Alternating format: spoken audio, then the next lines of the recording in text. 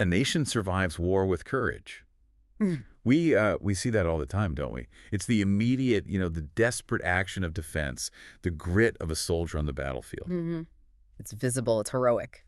But there's a deeper truth, one that our sources for today really, really hammer home, and it's this. A nation survives peace with institutions. It's so true. It's absolutely true. Winning a military conflict, it proves bravery, it proves resolve, sure.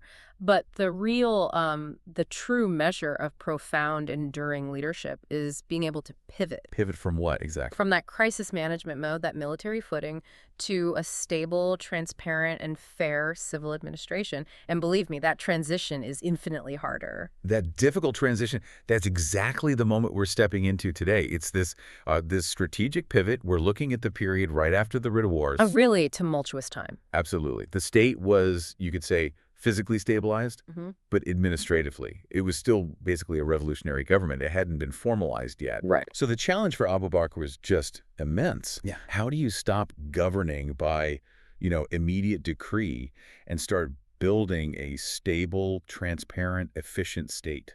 A state that can handle expansion and actually endure for generations. And this wasn't just about restoring order, not at all. It was about designing a system, a kind of administrative machine that would outlive its founders. So that's our deep dive today. That's it. We're focusing specifically on a series of foundational decisions. They're captured in what our sources call cases 57 through 64. And what do these cases show? They show how the Caliph moved from just setting limits on the emergency powers he used during the wars, which, we've covered in earlier deep dives, to actually constructing what our historical sources rightly call the blueprint of a civilization. The blueprint of a civilization. That's Right. a powerful phrase. We're talking about what? Governance architecture, the foundational rules of bureaucracy, the ethical standards, all of it. Exactly. And this is an abstract theory. This is the practical, hard-won wisdom of establishing a functional state, really from the ground up. We have 8 specific administrative innovations that define the core pillars of good governance. And we are going to spend some serious time unpacking every single one of them for you. We'll ground them firmly in the challenges of the 7th century Arabian Peninsula. Okay, let's get into it. Let's unpack this administrative blueprint. And I think the right place to start is with the actual structural skeleton. The bones of the state. Yeah. If you're building any complex operation, whether it's a government or, a massive company, you have to define the parts, right? You define the roles, and you make sure they don't get in each other's way. It sounds so simple, but it's the first place things go wrong. It is. Yeah. And our sources begin this structural discussion with 2 really crucial cases. Let's start with the first one, Case 59, the bureaucratic organization framework. This is such a powerful starting point. It really is. Because it enshrines this foundational principle. Clarity is constitutional. Confusion is dangerous. Confusion is dangerous. I like that. Yeah. So what was the situation before this framework was put in place? Well, up until this point, during the time of the Prophet and then through the immediate crisis of the Ridda Wars, authority was highly personalized. It was often very centralized. So everything flowed back to one person. Exactly. The Prophet handled administration, justice, military command, financial management. He would delegate tasks, of course, but it was flexible, based on necessity or even just personal proximity to someone he trusted. And that works. It works perfectly when the leader is physically present and has this supreme moral and political authority over a relatively small, concentrated population. Of course. But the moment the state stabilizes and starts to expand, Everything changes. completely. You have regional governors now, far-flung military detachments. Relying on personalized delegation, it just breaks down entirely. It becomes a bottleneck, or worse, a source of chaos. So Abu Bakr recognized this. He saw that for the state to endure, it needed something more than just personal authority. Precisely. It required institutional authority. So he formally defined the essential roles of the new government, structuring it into 4 distinct and dedicated pillars. And what was the point of that? It was to ensure that the state could operate simultaneously across all these critical dimensions without the roles blending into one another or, contradicting each other. Okay, let's detail those 4 pillars, because I think the separation itself feels, revolutionary for an emerging state in that era. It really was. The first 2 were focused on civil management. First, you had the governors, or the administration. Their job was what exactly? They were dedicated entirely to local and regional management, so focusing on executing policy, public safety, infrastructure. the day-to-day running of a province. Okay, that's one. Then you had the judges Mhm. for justice, and this is key. They were separated entirely from the administrative function of the governor. So the governor couldn't also be the judge. No. The judges had legal independence. They focused only on jurisprudence, on resolving disputes. And you see, that separation is absolutely fundamental to preventing tyranny. A governor can't just accuse someone, find them guilty, and then pronounce a sentence all by himself. Right, and then you have the other two pillars. These were more about the viability and security of the state itself, right? Yes. So, pillar number 3, the treasury keepers for finance. And again, a dedicated role. Dedicated solely to the management of public funds.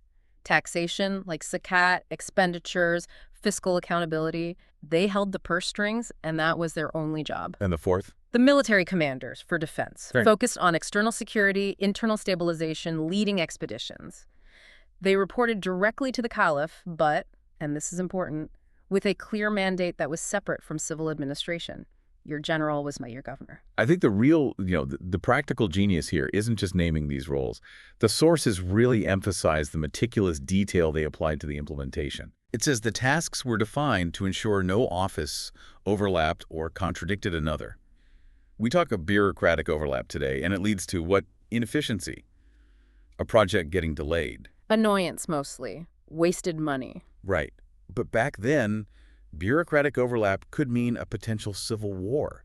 It could mean a governor consolidating enough power to become a king in his own right. That's the critical distinction. That's exactly it. By structurally separating finance from administration and justice from the military, the Caliph established a check and balance system right from the beginning. Can you walk me through an example of how that would work in practice? Sure. Think about a local governor. He wants to build a new road or a canal. In the old system, he might have just decided the law required it, judged that it was necessary, and then confiscated the resources or levied a special tax all by himself. He had all the levers of power. He did. But under this new system, if a governor needed funds for that public works project, he had to appeal to a completely distinct office, the office of the treasury keeper. And the treasury keeper could say no. He could. Or he could say, we have the funds, but they're allocated elsewhere for the next 6 months. This created an immediate necessary friction. Yeah. It forced communication and cooperation while structurally preventing that kind of unchecked power accumulation. It's just astonishing how quickly they grasped the absolute necessity of institutionalizing these limits, especially given how volatile the time was. In so many empires throughout history, the military chief is also the one who holds the fiscal authority. And that's just a recipe for corruption and internal instability. A recipe for disaster. Armies paying themselves, deciding their own budgets. It never ends well. So by creating these 4 separate mandates, the Caliph was structurally preventing the most common ways that new states fail. It's foundational work. It truly is. Yeah. Every modern entity, whether it's a multinational corporation or a functional national government, it relies on the same idea. Departmental structuring. A Department of Defense, separate from the Department of Justice, separate from the Treasury. Exactly. The whole concept of an organizational chart that clearly defines where power begins and where it ends, all to prevent chaos. That blueprint was established right here. Which goes back to your original point. It does. This is why clarity isn't just good management. It's truly constitutional. It defines the very nature of the state. Okay, so structural clarity is the prerequisite for stability. I get that. But defining the parts isn't enough. Not even close. If those 4 pillars, the governor, the judge, the treasury, and the military, just exist in their own little silos, the state would splinter, wouldn't it? It would. You'd have 4 mini-governments all pulling in different directions. So that necessary friction you mentioned, the thing that forces these separate pillars to interact and communicate, that brings us directly to the next case, right? Case 64, interdepartmental coordination mechanisms. Yes, this case is so vital because it addresses the dynamic relationship between those 4 newly defined pillars. The core principle embedded in this reform is that a state must function as a system, not a collection of isolated islands. We see that vulnerability today all the time. If the infrastructure department doesn't coordinate with the zoning board, you build a road that leads nowhere. Right. Or if the sales team makes a promise that the production team can't possibly fulfill, the whole company fails. And historically, the stakes were literally life and death. Absolutely. The source material emphasizes the creation of a coherent framework that actually mandated communication and cooperation. It wasn't optional. So for instance, For instance, the Treasury had to know about military deployments. And not just for the immediate funding, here's the goal for the campaign, but for long-term supply chain and resource management. Right, because an army needs to be fed for months, maybe years. And judicial rulings could have significant financial implications that would require input from the Treasury. And governors, they needed immediate, verifiable updates from the Central Military Command about threats in their region. So this wasn't just a friendly suggestion to, chat over tea. This was a formalized process. It demanded specific inputs from various divisions before any major action could be taken. That's it. Can we detail that system a bit more? How did they ensure that forced harmony? What did it look like? Okay, let's take a complex scenario. Imagine a military commander stationed way out on the frontier, far from Medina. He believes he needs to launch a campaign to secure a border. Okay. In the old ad hoc system, he might have just sent a messenger directly to the Caliph, who might have approved it unilaterally, Yes, go ahead. based on trust in that one commander. Right. But under the new system, the process was institutionalized. First, the need had to be documented, a written report. Second, the governor of that region needed to be informed immediately because he'd be responsible for logistical and maybe even manpower support. So the civil administration had to be looped in. Had to be. And then, crucially, the Treasury must verify the availability of funds and the feasibility of continued provisioning before the campaign could officially begin or reinforcements could be dispatched. That adds time. It adds complexity, maybe even frustration for the commander on the ground. It does, but it prevents catastrophic failure. It prevents structural failure. Exactly. Imagine the military expanding its recruitment or launching a major invasion without the Treasury having set aside the necessary stipends, the food, the equipment, the future pensions for wounded soldiers. It would lead to disaster. Mhm. Internal dissent, desertion. Or worse, soldiers being forced to live off the land, which is just a nice way of saying they plunder the local population, and that quickly turns your friends into your enemies. Case 64 prevented that kind of instability by enforcing mandatory cross-functional communication and approval. The inherent vulnerability of a system where critical functions don't communicate effectively. That really is the historical lesson here. The most common cause of failure in massive operational systems isn't usually malice. No, it's rarely malice. It's systemic information failure. It's caused by a lack of coordination. And this coordinated approach, it also boosted legitimacy. When the Treasury in Medina approved the funds, it meant the entire state apparatus, not just the military branch, had sanctioned the expense. It wasn't one general's pet project. This connects so directly to modern systems. We see it in joint committees, in government, intergovernmental councils, even in things like complex ERP software in business, Enterprise resource planning, yeah. where every department's input is instantly visible and it's required before the next step of a project can even proceed. It's the same principle. It ensured that the 4 isolated islands that were defined in Case 59 suddenly became a single, highly responsive continent. So we have the structural skeleton defined in Section 1. Now we have to address the lifeblood of that structure, information. How it moves. Exactly. Once you define the parts, you need reliable conduits to move instructions, reports, and decisions, both internally within the government and externally out to the public. We begin with Case 57, Government Communication Protocols. The central idea here is, again, it's foundational to this whole project of institutionalization. Governance collapses without reliable communication. And we have to remember the context here. Post-Ridda Wars, the state controlled these massive, disparate territories. You couldn't just shout across the town square anymore. Not at all. Information reliability was paramount. And during the crisis, communication was informal, right? It relied on personal messengers, immediate verbal commands. Speed was everything. Speed was prioritized over documentation, over verification. You just had to act. But once that crisis subsided, the state needed formality. It needed accountability.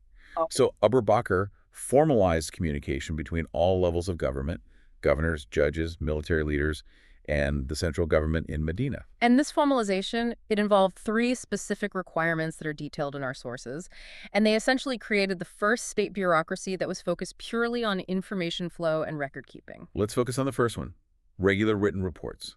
Why was making them written such a radical administrative shift? Because it's standardized documentation. A verbal report is, well, it's disposable. It's easily forgotten. It's subject to dispute later on. You said this. No, I said that. A written report creates a permanent paper trail. And that is crucial for accountability, for centralized auditing, and critically, for creating institutional memory. Institutional memory. What do you mean by that? It means that decisions and transactions were no longer based on who said what to whom in a meeting. They were based on what was officially recorded and submitted.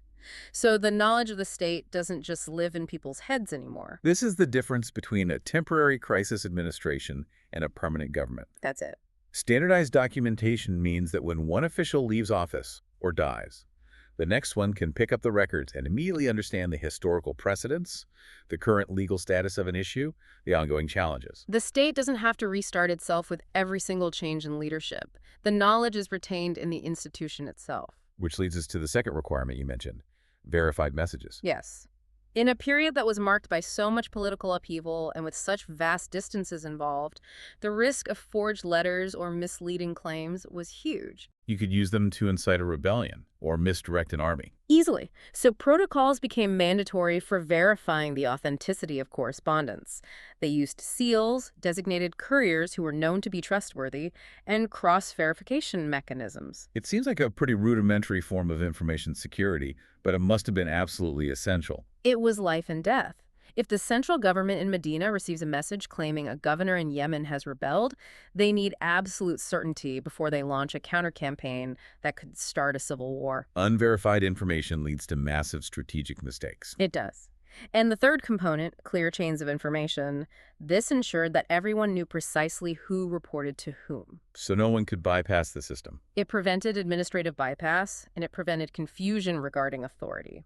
This formal hierarchy actually sped up decision-making when it mattered because the process of appeal or request was streamlined and it was understood by all parties involved. So this is really the historical equivalent of establishing a cabinet secretariat or a federal communications ministry. That's a great analogy. It's laying the groundwork for verifiable records, for information security, and for a systemized response process. All of these are essential building blocks for any large-scale administration. Exactly. It's a transition from relying on the reliability of the person to relying on the reliability of the system. The protocol becomes the standard, not an individual's memory or their personal trustworthiness. Now, reliable communication within the government is crucial for efficiency, but communication out to the public, that's the foundation of legitimacy and trust, isn't it? It is. And that moves us to case 63, government transparency requirements. And the mandate here is a direct challenge to the ancient model of, secret royal courts and backroom deals. The principle is secret governance breeds corruption. Open governance builds trust. And this mandate of mandatory public disclosure, you said it was incredibly radical for the time. Think about it. It established that the public had a right to know how their shared resources were being managed. That's not a common idea in the 7th century. So the Caliph mandated that all major central decisions must be made public, and he required all regional governors to follow suit. Yes. But I have to ask, in a world before mass media, with low literacy rates, didn't this massive public disclosure of financial and military decisions create real risks? I mean, information vulnerabilities for the state.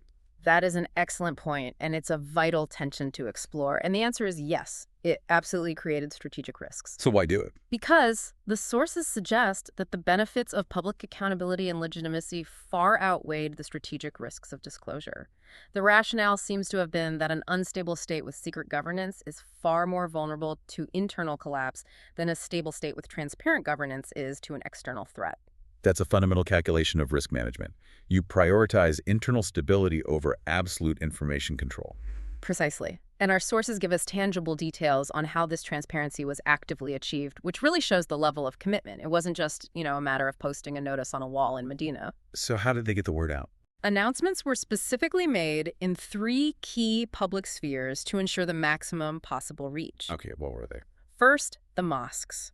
They leveraged the existing weekly gathering for official pronouncements. This guaranteed a significant, diverse, and attentive audience every single Friday. Smart. You have a captive audience. Second, the markets. This reached the economic heart of the community, where people from different regions, traders, travelers, all gathered. This ensured that information was disseminated well beyond just the local residents of a town. And the third? Community gatherings. Special efforts were made to reach rural, nomadic, and peripheral populations. They understood that you couldn't just announce it in the city and assume the information would trickle out. They had to be proactive. That level of physical effort required to reach every citizen with critical government decisions, things like new appointments, changes in taxation, shifts in judicial policy. It's just staggering to think about. It is, but think of the effect. When the people know the why behind the what, compliance, commitment, and loyalty rise dramatically. And it serves as the ultimate decentralization of accountability, doesn't it? How do you mean? Well, if a local official makes an unjust ruling or tries to impose some unauthorized tax, the informed citizen, who has already heard the official central policy, has the immediate standing to challenge that official publicly. You're exactly right. Effectively, every informed citizen becomes an auditor. This is the historical antecedent to modern right to information laws and open data policies. It absolutely is. It's about minimizing those dark spaces where corruption and petty tyranny can thrive. The government was mandated to operate as much as was possible at the time in the full light of day. It shifts the burden of proof. The official has to demonstrate they are following the known, stated rules, rather than the citizen having to prove that the rule even exists. And that commitment to active public disclosure, it just speaks volumes about the value that was placed on citizen engagement and legitimacy right at the founding moment of the state. Okay, we've covered structure in Section 1, and we've ensured the information flows reliably in Section 2. Now we get to the core challenge: driving results. The performance. Exactly. How hard and how well are these newly structured administrators actually expected to work? This is addressed so powerfully in Case 58, Administrative Efficiency Standards. This case introduces what I consider to be a truly revolutionary concept for governance at the time. And it is that efficiency is framed as an ethical duty, not just a procedural matter. That reframing is absolutely critical. It changes everything about the organizational culture. Because when efficiency is just procedural, the consequence for being slow might be, what, a written warning? A pay deduction. Something minor, a slap on the wrist. But when efficiency is treated as an ethical duty, then sluggishness or waste is interpreted as a moral failure. It's a betrayal of the amana, the trust that's been placed to you by the public and by God. Exactly. The source material outlines these explicit high-level expectations: speed, accuracy, and integrity. These three components were non-negotiable for officials at every level. And we have examples of this being enforced. We do. We see clear examples where the Caliph severely criticized delayed decisions.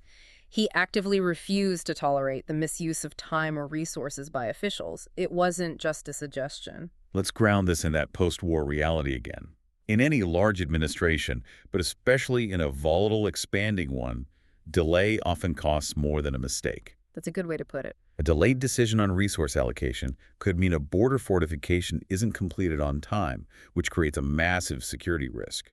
A delayed judicial ruling means justice is functionally denied to a citizen, which undermines the entire moral authority of the state. And by tying this to ethics, Abu Bakr established that an official wasting the state's time, which belongs to the public, paid for by public funds, was in effect stealing public resources just as surely as if they stole physical coins from the treasury. So administrative sluggishness, carelessness, or just sheer incompetence wasn't just seen as a skill deficit. No. It was an ethical failure. It was a violation of public trust. That must have created immense pressure on regional officials. I mean, many of them were probably used to operating at a slower, more personalized pace, maybe relying on local custom rather than these new central efficiency standards. Oh, for sure. So how was that pressure managed without creating, rash or ill-considered decision-making? Because the mandate balanced speed with accuracy. The expectation wasn't just decide quickly, it was decide quickly and correctly, and to do so by utilizing that standardized information flow we just talked about in Case 57. So the system supports the standard. It does. The structure and the information protocols are what make the efficiency possible. The emphasis on ethical duties served as the core motivator, and that's far more powerful than any modern bonus system could ever be. Your efficiency reflects your piety. This connects so directly to modern concepts like key performance indicators, KPIs, and performance management systems.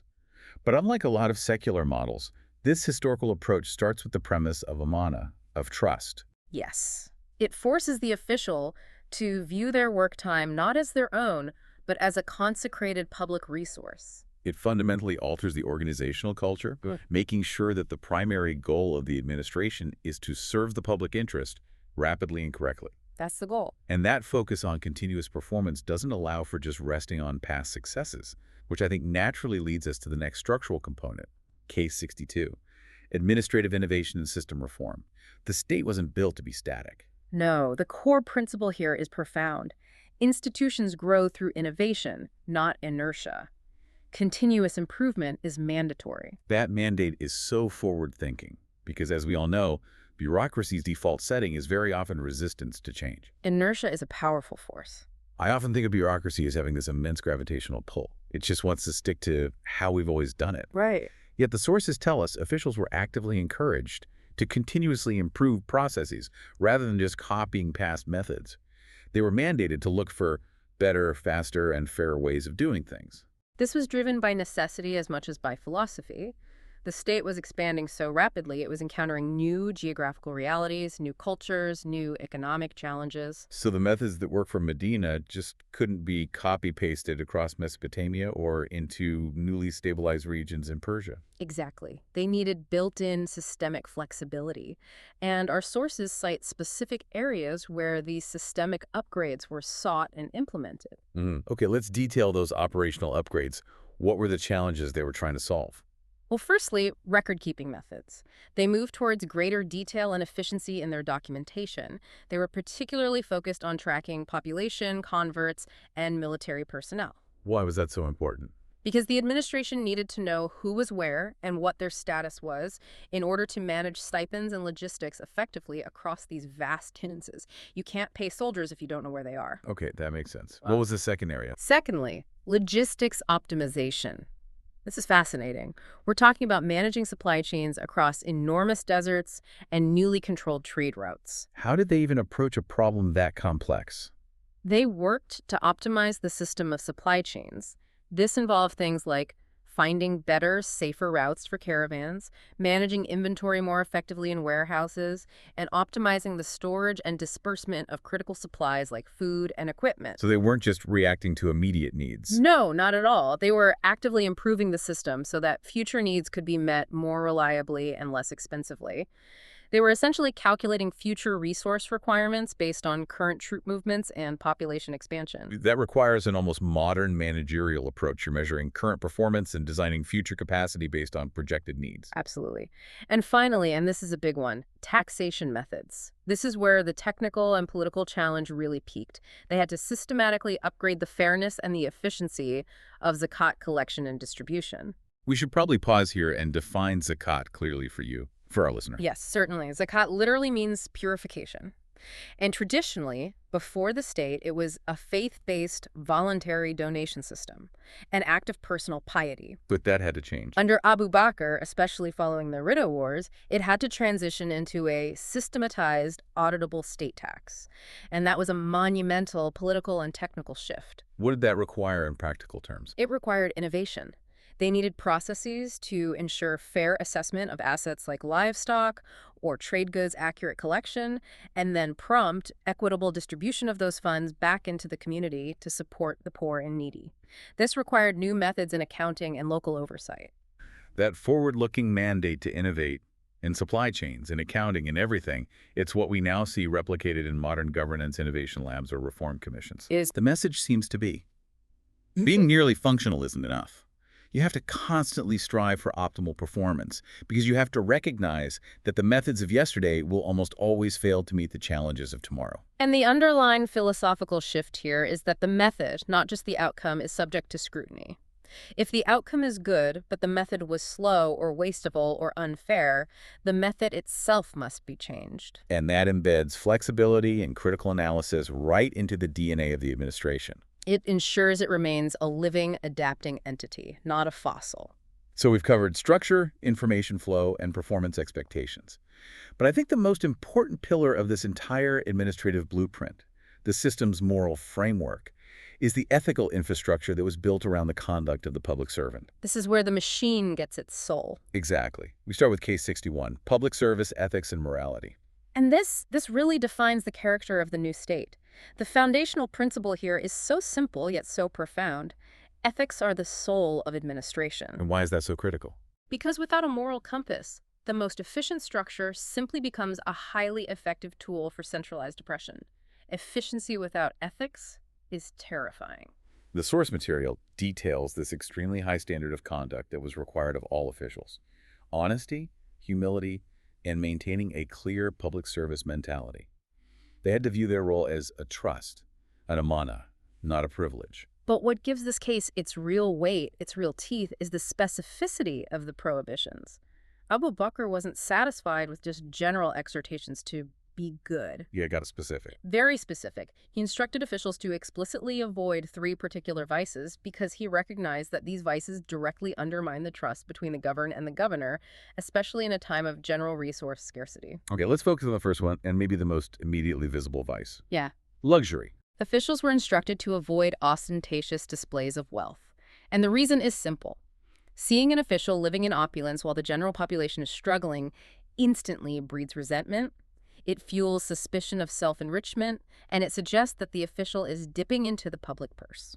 So the prohibition on luxury was a tool for building trust. It ensured that the official remained socially and economically close to the citizens they served. It was a constant, visible validation of their integrity. Which naturally connects to the second vice he targeted, arrogance. Yes, because arrogance prevents accountability. An arrogant official is inaccessible. They're dismissive of complaints. They're detached from the realities of the common citizen. So mandating humility was a practical administrative tool. It was. It ensured that officials maintained accessibility, and it prevented that ivory tower mentality that's so common among ruling classes. This kept open the necessary channels for the transparency and accountability we talked about in Case 63. And finally, the third vice, which is really the ultimate violation of that public trust.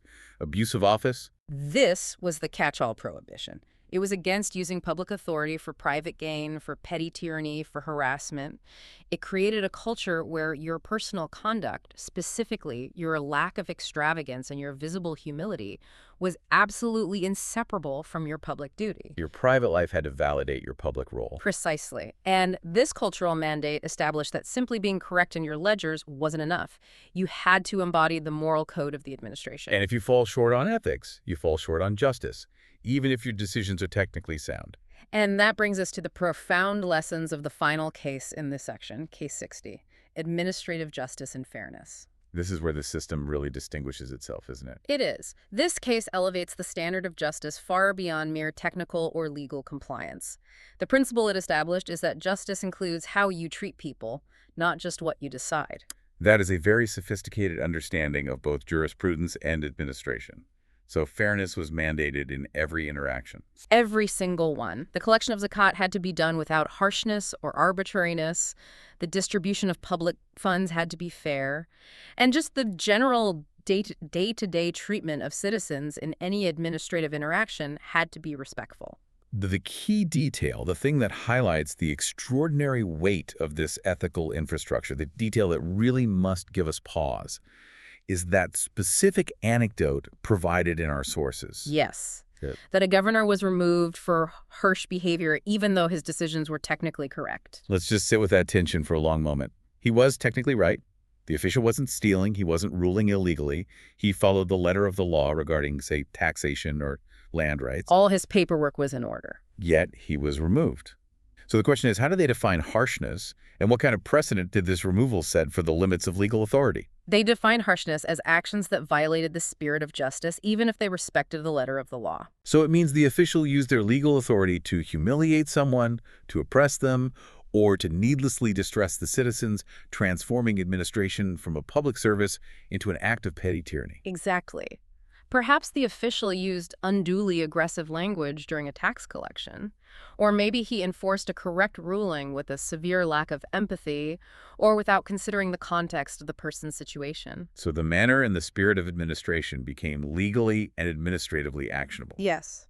This essentially states that a legally correct action, if it's carried out cruelly or harshly, becomes an administrative offense, and it's punishable by removal from office. Exactly. This precedent established that the state must not only be right in its facts, but it must feel right to the citizen. It prevents the administrative state from becoming this cold, impersonal, fearful entity that just executes dictates without any human touch. Was there an appeals process for the official who was removed? The sources focus on the decision from the center. The removal was swift and it was decisive. precisely because the leadership wanted to send an undeniable message throughout the entire state And that message was? that the standard of administrative conduct is compassion and humility, regardless of technical correctness. This single action set a new high bar where due process and empathetic administration were paramount. This is the foundation where administrative law really meets compassion. It connects directly to modern principles you might find in, say, a citizen's charter, where civil servants are expected not just to deliver services, but to deliver them with respect and dignity. That expectation of empathy is so often the missing link in highly efficient but soulless bureaucratic systems today. Case 60 ensured that administrative fairness was judged not only by the rulebook, but by the reaction of the governed. If we synthesize these 8 administrative cases, 57 through 64, we can really see the architecture of the first post-prophetic state begin to emerge.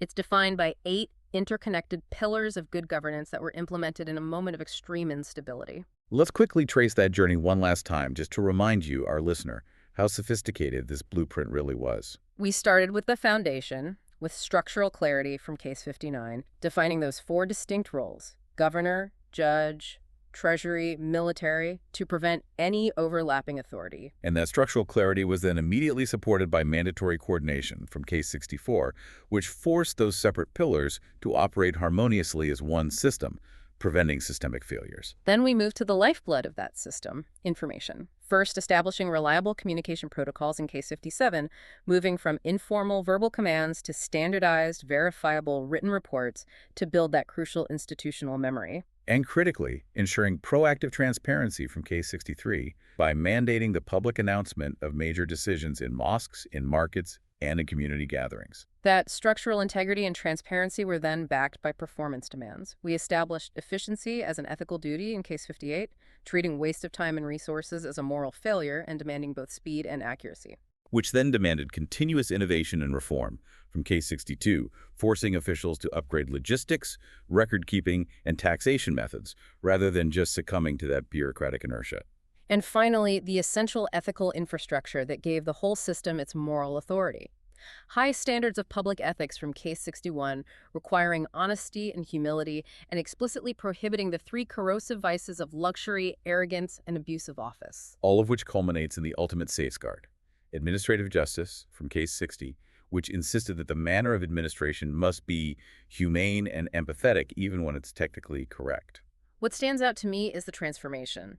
Abu Bakr wasn't satisfied with simply cleaning up the post-war mess. He used that moment of fragility as a crucible, a chance to refine and institutionalize the principles of the nascent state.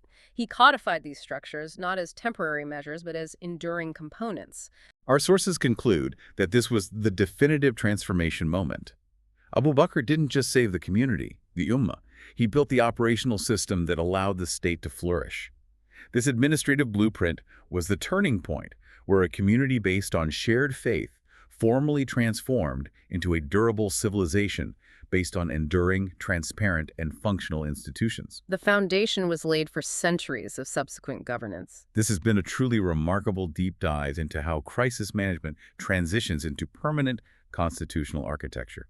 We've seen the absolute necessity of bureaucracy, not as a source of red tape, but as a system of clarity, checks and balances, and accountability. And if you enjoyed examining these administrative foundations, you'll be interested to know that in our next deep dive, we're going to move on to cases 65 through 72. And what's the focus there? The focus shifts again. We'll be looking at policymaking, quality control, and advanced planning, how Abu Bakr prepared the state for future challenges, not only the immediate ones.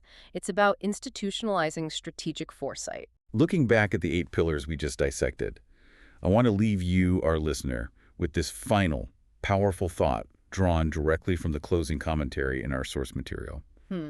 It says, institutions outlive individuals, and leaders who build institutions leave behind a legacy that time cannot erase. As you reflect on this administrative blueprint we've discussed, consider this deeply. Which of these 8 pillars, the clarity of structure, the demand for coordination, the necessity of transparency, the ethical requirement of efficiency, or that foundational principle of administrative justice, which one do you feel is the most critically lacking in modern governance systems today? And what fundamental societal shift would be required to restore that pillar? That's a deep question. Think about that. Thank you for joining us on this deep dive. Talk to you next time.